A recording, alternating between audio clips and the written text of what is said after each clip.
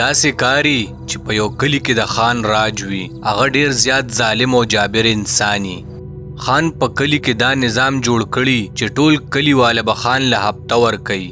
د کلی خلک د هغه خلاف نه څه ویلی شي او نه څه کولی شي. ټول خلک د خان د یرې نه هره هفته راځي او خان له پیسې ورکوي، او چې څوک هفته نشي ورکولی نو خان هغې باندې بیا په خپله ځمکه کار کوي او بدله کې ورله هیڅ سم نه ورکوي.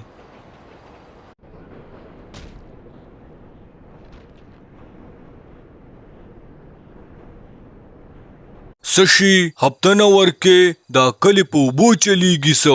خان زما مور ډیره بیماره ده او ډیره په مشکله کور ته روټۍ وړم. ټولې پیسې رانه د مور په ډاکټرانو او علاجونو ولګېدې. د مور علاج دې پرز دې که مال هفته راکول. خان بیهی کار خراب دی. ما خو چرته ستاسو هفته نه د قضا کړې. زه رخصه د مخې نه مې پناه شو. دی هفته کې به راشي مزدورانو سره به کار وکړي او دا بله هفته به هم ډبل ورکې. ګنې بیا د خیر نشته.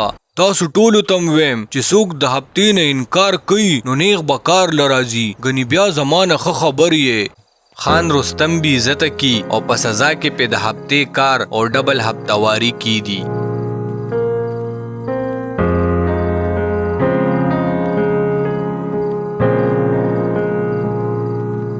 رستم د خان دا جبر چرم نه برداشت کوي او په دې خبرو کې د هغه څوک مرسته نه کوي. هغه ډیر زیات خپه ناست وي او د کلی دوستان ته را چاپېره شوي او دم د لاسه ورکوي.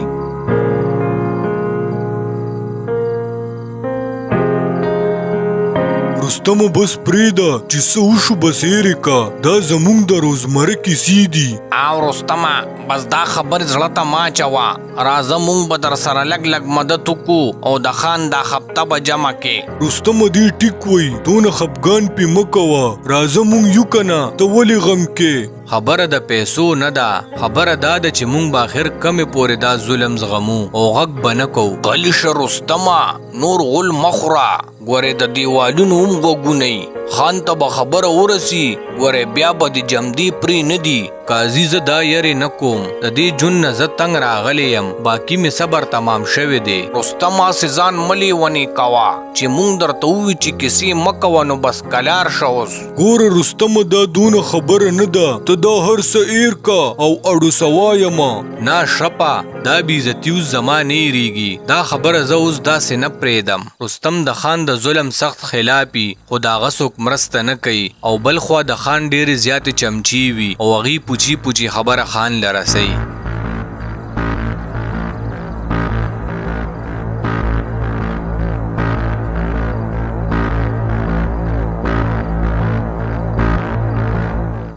خان چې د بل فلم نم خبر کم.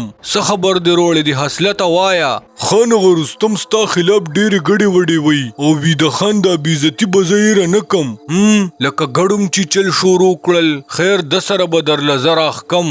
ماله د سمولو چل راځي. او بله خبره خان هغه له ملګرو پیسې راغونډې کړي وي دا واخله او خان له خپته ورکه او د خان د خولې نه ځان وښکه. ښه دې کې دونه جرت دا څوکو زما خواله زر تر زره راوله. ډېره ښه د خان اوس یې خبروم. ما ته دا پته لګېدلې چې تاسو زما خلاف رستم سره یوځای شوي او تاسو ورله په شریکه د هفتوارۍ پیسې هم پوره کړي. نه خان دا تاسو ته چا دروغ ویلي. مونږ خو هغه الټه پویو.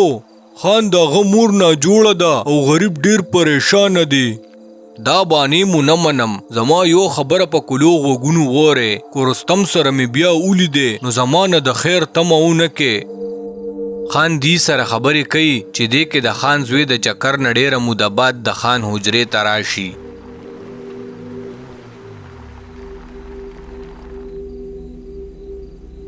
اله دا خو کشر خان رالو.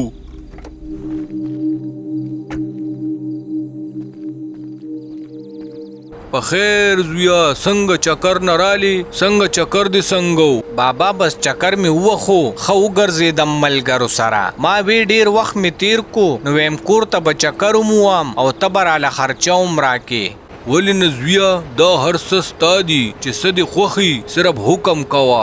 زه بابا نورې خبرې به بیا کوو. زه اوس ورځم کور ته چې لږه دمه وکم.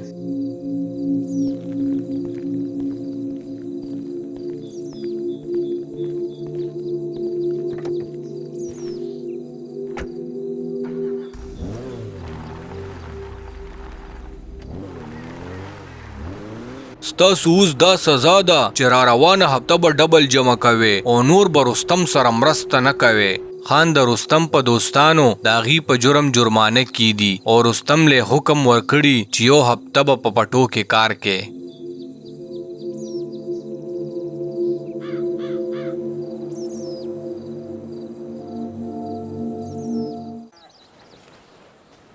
یو څو ورځې تیرې شي او رستم د خان کار لرا نشي.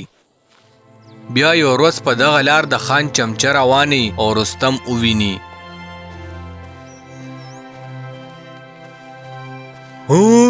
رستم خو نن هم رانلو، دا خو ورځ لاړه او دې دا نه وایي چې دته خان څه ویلي. ورګه چې خان خبر کم.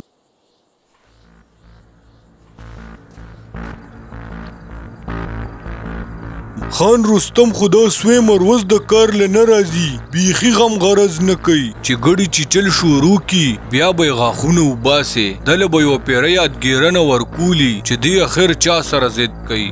اصلته ګاډي روباسه چې ورشو. ډېره ښه د خان.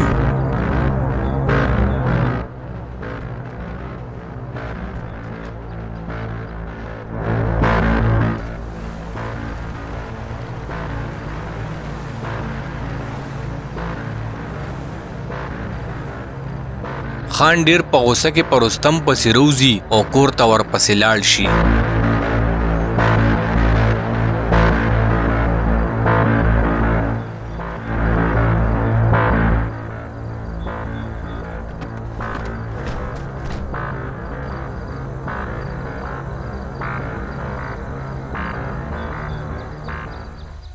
ورشه حسلته आवाज ورکا او کوکور نه نو بیا خپل طریقه وکا.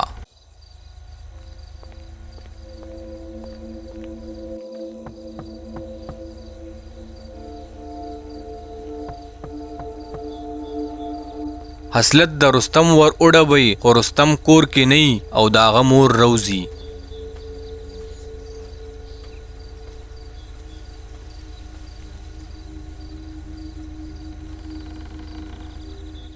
هغه چې دا ټول وویني نو ډیره زیاته غابرو شي. رستم څه شو आवाज ورکوي؟ خان دې تپوس کوي. یزویه خیر خودی هغه خو لا د کار نم نه دی راغلی. دا څه وی؟ دا څه ټیم دی چې اوسه پورې دی رانغی؟ هلکه راشه خپله طریقه باندې ورته سبق وښایې چې پوه شي. حسلت کسانو له اشاره ورکي او هغې د رستم کور ته ورشي او دی بهر انتظار کوي.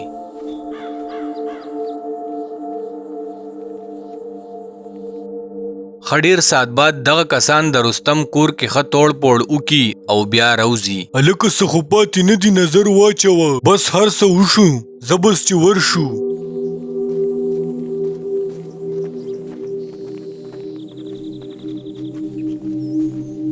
نیکه کار وشو کار، زه راځې چې ورشو. خان نور څه حکم دی؟ اوس چې رستم کور ته راشي نو سبق په ورته ملو شي. زه چې اوس ورځو. خان خپل روب وغورځوي او لاړ شي دغه ځای نه.